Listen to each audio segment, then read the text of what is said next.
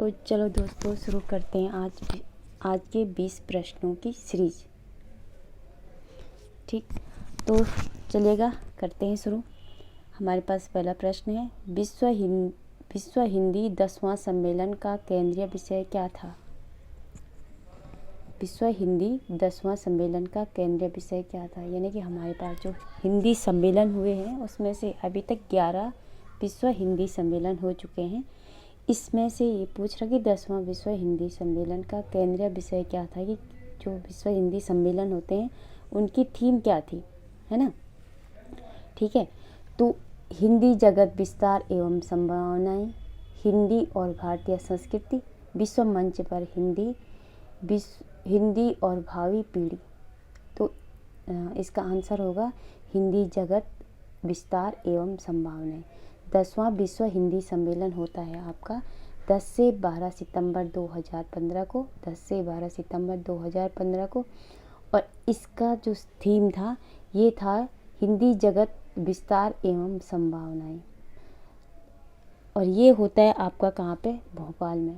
और भोपाल आपका पता ही है आपको कहाँ पड़ता है? भारत में। ठीक है, अब हम आपको बात करते हैं कि हमारे पास अभी तक 11 विश्व हिंदी सम्मेलन हो चुके हैं। इनमें से थोड़ा थोड़ा हम सारे विश्व हिंदी सम्मेलन के बारे में आपको थोड़ा बताते हैं। तो पहला विश्व हिंदी सम्मेलन जो होता है ये होता है आपका 10 से 14 जनवरी 1975 को नागपुर में, और नागपुर यानी भारत में। और इसकी थीम थी वासुदेव कुटुंबकम, है ना। दूसरा विश्व हिंदी सम्मेलन 28 से 30 अगस्त 1976 मॉरिशस में, ठीक, पोर्ट लुई में, है ना। और इसकी थीम थी वासुदेव कुटुंबकम। ठीक, तीसरा विश्व हिंदी सम्मेलन जो होता है ये होता है 28 से 30 अक्टूबर 1983, और ये होता है आपका कहाँ पे? नई दिल्ली। और नई दिल्ली पड़ता है आपका क्या? भारत में। इसकी थीम भी थी क्या? वासुदेव कुटुंबकम। चौथा विश्व हिंदी सम्मेलन 2 से 4 दिसंबर 1993, और ये होता है आपका कहाँ पे? पोर्ट लुई यानी कि मॉरिशस में। पांचवा विश्व हिंदी, और इसकी थीम भी थी वासुदेव कुटुंबकम। ठीक है, यानी कि पहला, दूसरा, तीसरा, चौथा जो हमारे पास हिंदी सम्मेलन हुए हैं इन सब की थीम थी वासुदेव कुटुंबकम। पांचवा विश्व हिंदी सम्मेलन 4 से 8 अप्रैल 1996, ये होता है आपका कहाँ पे? स्पेन यानी टोबैगो में।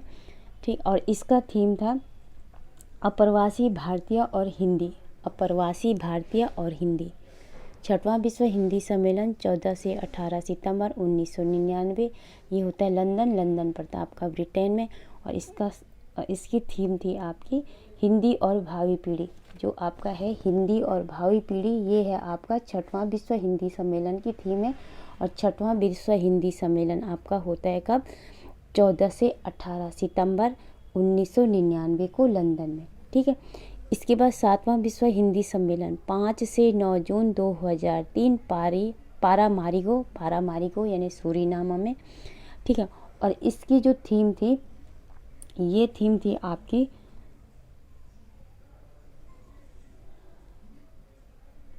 विश्व हिंदी नई शताब्दी की चुनौतियाँ, विश्व हिंदी नई शताब्दी की चुनौतियाँ, ये इसकी थीम थी। ठीक है, इसके बाद आठवां विश्व हिंदी सम्मेलन 13 से 15 जुलाई 2007 न्यूयॉर्क यानी कि संयुक्त राज्य अमेरिका में। और आठवां विश्व हिंदी सम्मेलन की जो थीम थी ये थी विश्व मंच पर हिंदी, विश्व मंच पर हिंदी, ये है आपका आठवां विश्व हिंदी सम्मेलन की थीम।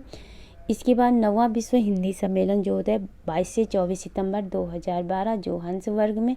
और नौवां विश्व हिंदी सम्मेलन की थीम थी भाषा की अस्मिता और हिंदी का वैश्विक संदर्भ। ठीक है, इसके बाद 10वां विश्व हिंदी सम्मेलन 10 से 12 सितंबर 2015 भोपाल में। भोपाल आपका पड़ता है कहाँ पे? भारत में। और ये पूछा है कि इसकी थीम क्या है? अभी हमने आपको बता दी, हिंदी जगत विस्तार एवं संभावनाएं। लास्टवां और 11वां विश्व हिंदी सम्मेलन आपका होता है 18 से 20 अगस्त 2018 पोर्ट लुई यानी मॉरिशस में। और इसकी थीम थी हिंदी और भारतीय संस्कृति, हिंदी और भारतीय संस्कृति, ये है आपका 11वां विश्व हिंदी सम्मेलन की थीम। चलो दोस्तों, तो आगे बढ़ते हैं। और हमारे पास अगला प्रश्न है किस बोली में नए प्रसर्ग का प्रयोग हुआ? प्रसर्ग, नए प्रसर्ग का प्रयोग हुआ। तो प्रसर्ग का मतलब है कारक, प्रसर्ग का मतलब होता है विभक्ति, यानी कि नए विभक्ति का प्रयोग किस बोली में किया जाता है? तो नए विभक्ति का प्रयोग आपका खड़ी बोली में किया जाता है। ठीक है, अगला प्रश्न है हमारे सामने कि निम्न में से कौन कंठ तालव्य ध्वनि प्रदर्शित करता है? यानी कि आपको ये बताना है कि इसमें के कंठ तालव्य वर्ण कौन कौन से हैं, है ना। तो कंठ तालव्य वर्ण आपके होते हैं कंठ प्लस तालु, यानी कि जो ऐसे वर्ण जो कंठ और तालु दोनों की सहायता से उच्चारित होते हैं उनको कहते हैं हम क्या? कंठ तालव्य वर्ण। और ये होंगे आपके ए और आई। ए आई क्या हो जाएंगे? आपके कंठ तालव्य वर्ण। ठीक है, बात करते हैं र और श, ये आपके हैं मूर्धन्य वर्ण। बाकी मूर्धन्य वर्ण हमारे पास री और ट वर्ग, ये सारे मूर्धन्य वर्ण होते हैं। ठीक, ओ आ है आपके कंठ्य वर्ण। और कंठ्य वर्ण कौन कौन से होते हैं? ओ आ हो गया, पूरा क वर्ग हो गया, ह हो गया और विसर्ग, ये हैं आपके क्या? कंठ्य वर्ण। और उ हैं आपके ओष्ठ्य वर्ण, है ना। और उ हो गया, पूरा प वर्ग हो गया, सारा क्या होता है आपका? ओष्ठ्य वर्ण। ठीक है, चलिएगा दोस्तों आगे बढ़ते हैं। वैज्ञानिक शब्द में किस प्रत्यय का प्रयोग किया जाता है ना। वैज्ञानिक शब्द में जो प्रत्यय है ये हो जाएगा आपका कौन सा प्रत्यय? इक प्रत्यय। वैज्ञानिक शब्द में जो प्रत्यय है ये हो जाएगा आपका कौन? इक प्रत्यय।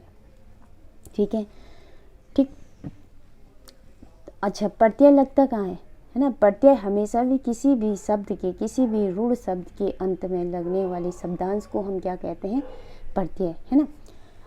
तपस्वी शब्द का स्त्रीलिंग क्या होगा? तपस्वी शब्द का स्त्रीलिंग हो जाएगा तपसी, तपस्या, तपास्वनी या तापसी। तो तपास्वनी क्या हो जाएगा आपका? तपस्वी शब्द का स्त्रीलिंग हो जाएगा। ठीक है, चलो दोस्तों तो थोड़ा आगे बढ़ते हैं।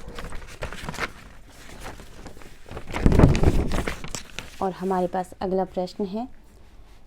अगला प्रश्न इस प्रकार से हमारे पास अगला प्रश्न है कि कुछ खाकर ही बाहर जाना, कुछ खाकर ही बाहर जाना वाक्य में किस सर्वनाम का प्रयोग किया जाता है ना।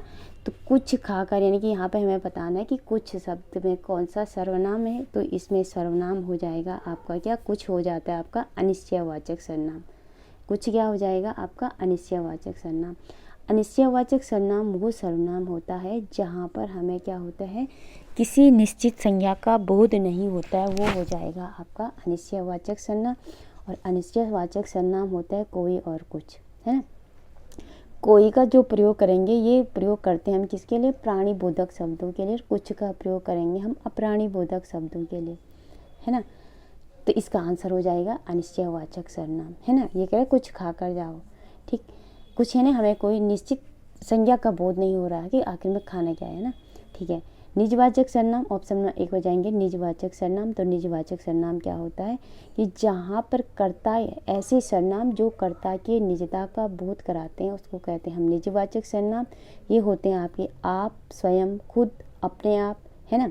ठीक, जैसे हमने कहा कि मैं स्वयं जाऊँगा, तो मैं स्वयं जाऊँगा। यहाँ पर जो स्वयं शब्द है ना, ये स्वयं शब्द जो है यहाँ इस वाक्य में जो करता है कौन है? मैं। और मैं के बारे में बात कर रहा है कि मैं स्वयं जाऊँगा, तो स्वयं जो है मैं के बारे में बात कर रहा है, तो स्वयं क्या हो जाएगा इसमें? निजवाचक सर्वनाम।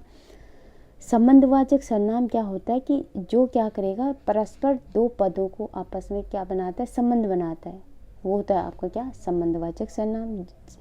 जो और वह आपका क्या हो जाएगा? संबंधवाचक सर्वनाम। जैसे हमने कहा जो पढ़ेगा सो बढ़ेगा, संबंधवाचक सर्वनाम। या हम कहते हैं जैसी करनी वैसी भरनी, तो क्या हो जाएगा आपका? संबंधवाचक सर्वनाम। पुरुषवाचक सर्वनाम, पुरुषवाचक सर्वनाम में क्या होता है?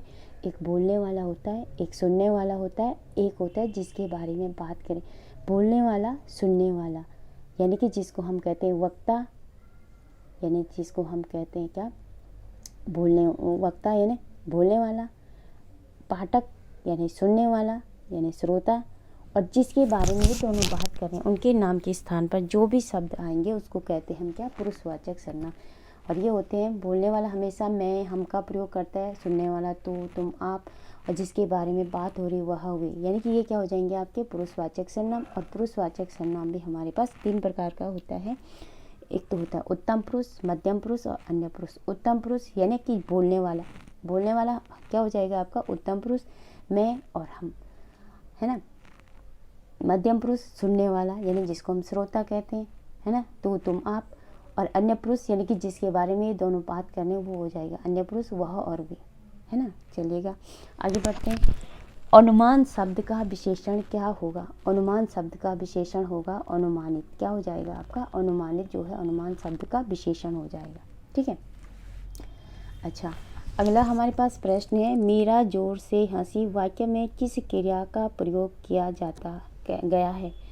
मीरा जोर से हंसी वाक्य में किस क्रिया का प्रयोग किया गया है? तो ये हो जाएगा आपका क्या? अकर्मक क्रिया। अकर्मक क्रिया क्या होती है कि मीरा जोर से हंसी, अकर्मक क्रिया वो क्रिया होती है जो कर्म की अपेक्षा नहीं रखती है, वो हो जाएगा आपका क्या? अकर्मक क्रिया। तो मीरा जोर से, मीरा तो हो जाएगा कर्ता, हंसना हो जाएगा क्रिया, है ना। तो कर्ता और क्रिया होगी तो अकर्मक क्रिया हो जाएगा। ठीक है। सकर्मक क्रिया यानी कि जिस क्रिया में कर्म उपस्थित होता है, यानी कि जो कर्म की अपेक्षा रखती है, वो हो जाएगा आपका क्या? सकर्मक क्रिया। जैसे बंदर ने फल खाया, तो बंदर ने फल खाया, खाना क्या है? क्रिया। बंदर क्या हो जाएगा? कर्ता।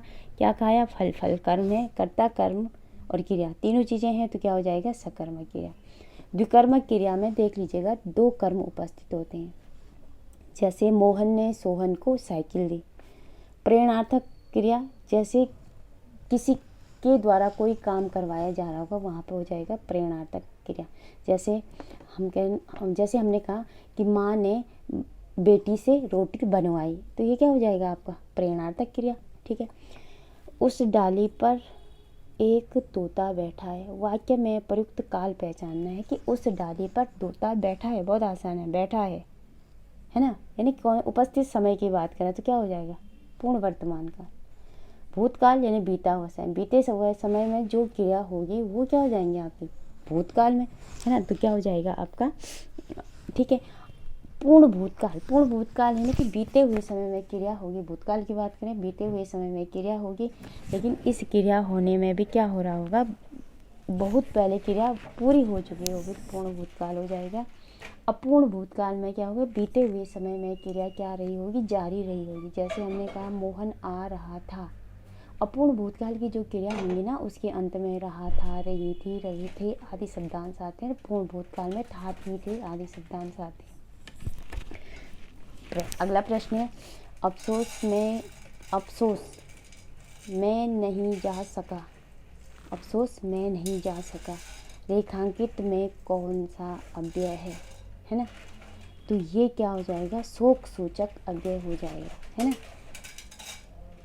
हर्ष सूचक, हम जैसे शाबाश, वाह, ये क्या हो जाते हैं? हर्ष सूचक हैं। आश्चर्य, हमने कहा अच्छा ऐसा हो सकता है, ये तो अच्छा क्या हो जाएगा आपका? आश्चर्य, है ना। संबोधन यानी कि जिसको हम कभी हे, अरे, है ना, ये क्या हो जाएंगे आप? संबोधन सूचक। ठीक है। संधि किस भाषा का शब्द है? तो संधि हमारे पास जो है ये संस्कृत भाषा का शब्द है। संधि जो है आपका संस्कृत भाषा का शब्द है। संधि का अर्थ होता है क्या? जोड़ना। संधि का अर्थ होता है क्या? योग, है ना। निम्न शब्दों में से किसमें गुण संधि नहीं है? गुण संधि नहीं है, ये नहीं, तो इसको आप जरूर एकदम से पहचान पढ़ना चाहिए। कभी कभी हम जल्दी में पढ़ लेते हैं ना कि संधि नहीं है, नहीं है पूछा होता है, हम नहीं पढ़ते, तो नहीं पढ़ना जरूरी है। इसमें ध्यान देना जरूरी है कि पूछ क्या रहा है। ठीक है। तो ये पूछ रहा है कि निम्न में से किसमें गुण संधि नहीं है। तो हम देखते हैं, पहला शब्द है महर्षि। महर्षि का संधि विच्छेद करेंगे तो महा प्लस ऋषि। महेंद्र, महा प्लस इंद्र। चंद्रोदय, चंद्र प्लस उदय। अब हम सब में से पहले हमें संधि तभी तो पहचान आएंगी ना, कि जब हमें क्या होगा? पता होगा कि गुण संधि का आखिरी में नियम होता है। क्या है? गुण संधि का नियम होता है कि गुण संधि का नियम होता है अ या आ के बाद क्या आएगा? ई या ई। ओ या री आएगा तो क्या हो जाता है?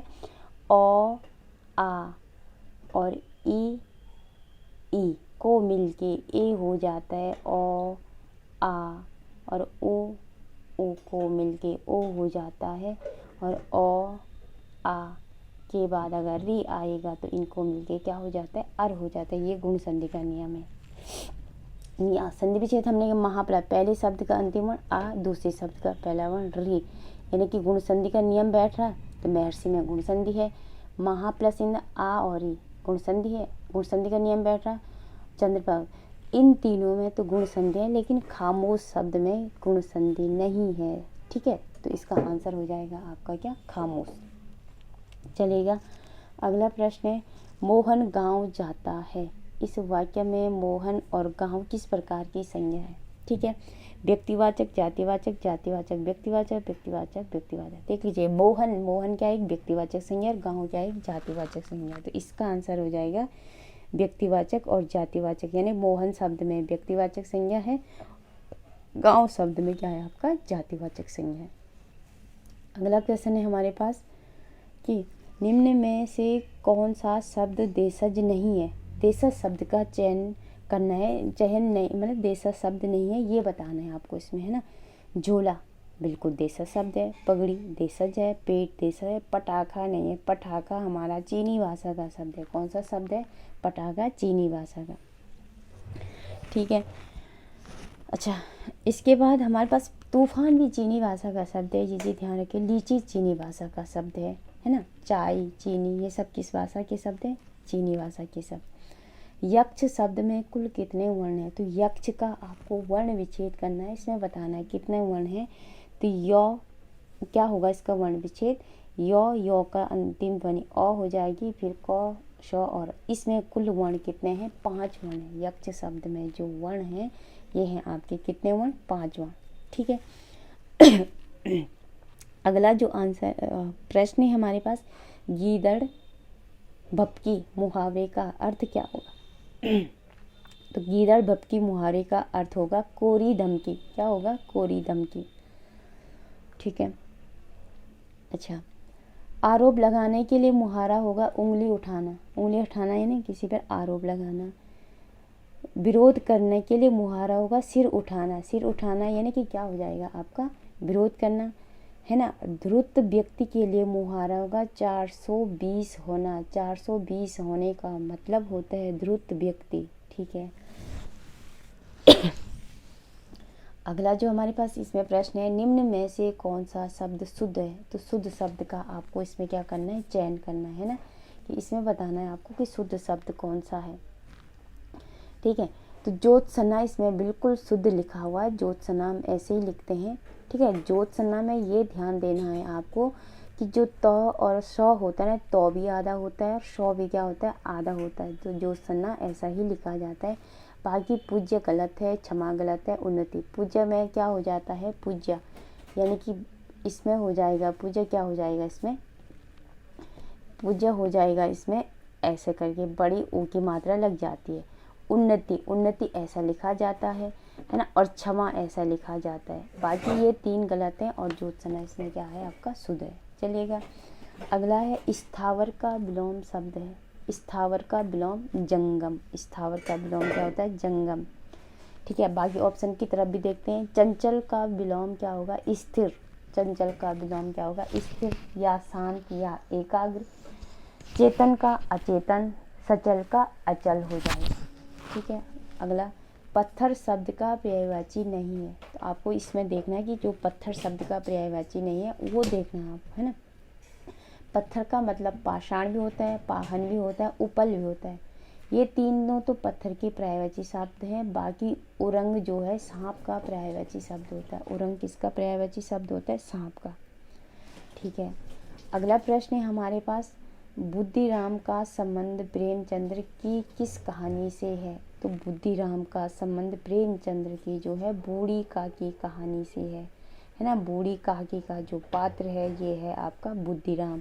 बुद्धिराम की जो पत्नी है ना, वो अपनी सास को जूठा भोजन, जूठी पत्तल चाटने से देखने के बाद उनका दिल जो पसीजता है ना, उस पर आधारित लिखा गया है। ठीक है, कफन। कफन जो है, कफन के जो पात्र हैं ये है गीसू और माधव। ये गीसू और माधव यही हैं इस कहानी के मुख्य पात्र हैं। इसमें ये कफन के लिए कपड़े खरीदने के लिए इनके पास जो पैसे होते हैं ना, उन पैसों से भी ये अपना और कुछ खरीद लेते हैं, कफन का कपड़ा नहीं खरीदते हैं, है ना, इसी पर आधारित है। ईदगाह का जो पात्र है ये है हामिद और अमीना, है ना। हामिद 4 साल का बच्चा होता है इस कहानी में, और अमीना इनकी दादी जी होती है, ठीक है। चलेगा। मंत्र भी प्रेमचंद्र की कहानी है। मंत्र कहानी के जो पात्र हैं ये एक मेन पात्र इसमें डॉक्टर चड्ढा और भगत हैं, ठीक है। तो आज ये प्रश्न हमारे पास ये हैं 20 प्रश्न, ठीक है। तो चलो दोस्तों, मिलते हैं हम आपको अगली सीरीज़ के साथ, ठीक। तब तक आपके लिए गुड नाइट, ओके बाय।